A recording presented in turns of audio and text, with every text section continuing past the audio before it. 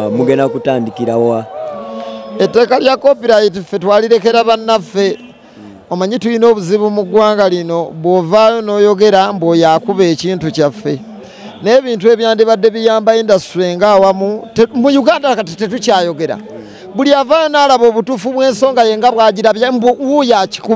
akikuba ne weebuuza what kind of this country eritaliimu kuwuliziganya buli avaayo n'ayogera nti naye mwandikoze bwe muti ne bwe muti wuuyo akuba ekintu oyo ayogera nnyo ayagala kutta ekintu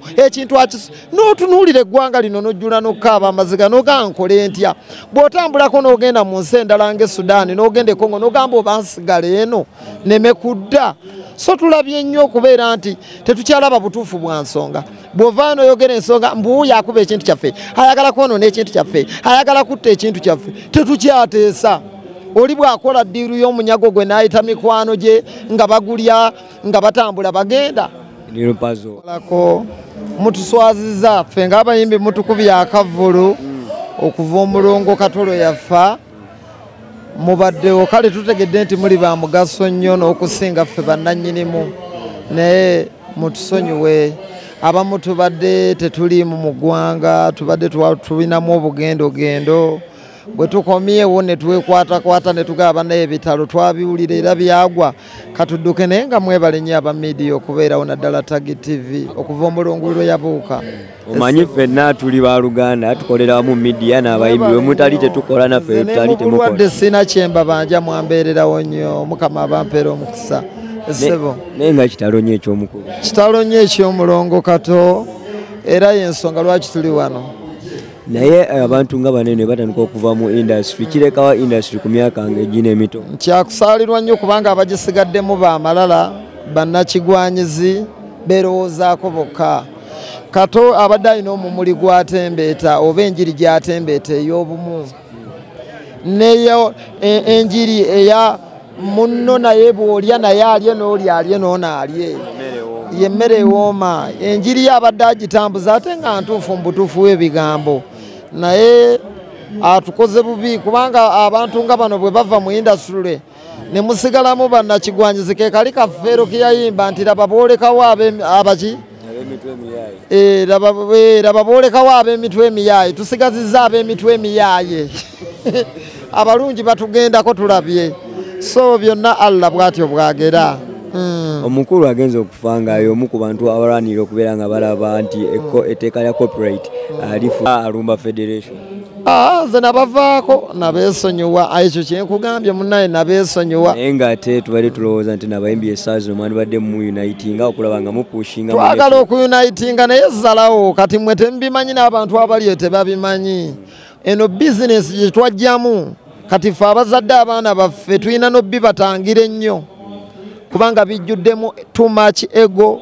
fitina nnyingi okwekakasa kungi okwagala okulaga amaanyi kungi okwetematema kungi olinaga nti abo LIl Pazo si bakinywi bange abo si bakyali bange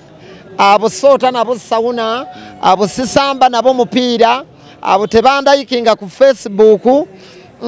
oyo tetusinkana kiro mu bbaala so tateekeddwa kubeera ku ki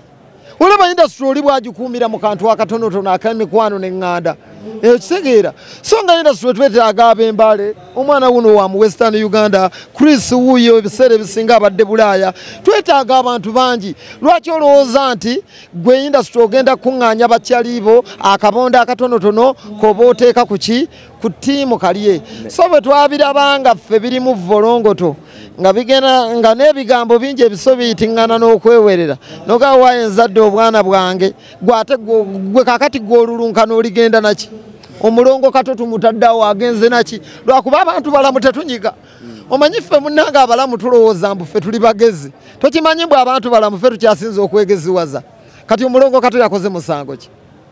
era kati gwasigaddewo omulamu olowooza mbu ki waliwo wano agenda okubeerawo myaka 10 okuva kati bw'olaba omuntu alulunkana muleke alulunkane talina kyagenda genda nakyo mu ddiini yaffe ey'obusiraamu bakusalako n'enviiri ogende kalaasi mugezezaako okubeera nga mukubirako ku bantu abo kuba enamba zaabwe tubakubire kwekakasa bakakasa nnyo oli ayagala akukakase ng'ate naawe wakolamu Otegera togenda kunjoga nga naye nakolamu ebyo bandi tujoze luli nga bwava ku stage tebakubira ndulu ne nawe oluwamatukayo nga bankubira era nze bebaze kamiliyoni oyo yampoya woya nangamba baleke musajja watu atayogera kimwamusiga ekifaananyi ekibi oyo kamiliyoni bwanajja n'atuula mu kintu ajja kukitabangula naye nga mu Uganda muno teri muntu ayinza kumulisa mu muli gwa Uganda n'agutembeeta bulungi nga kamiliyoni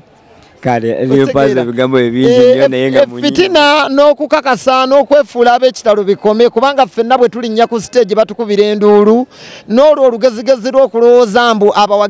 bawagizi bange wabasuubulawa kale gwe bwe baba babo lwaki gwe bw'ova ku stage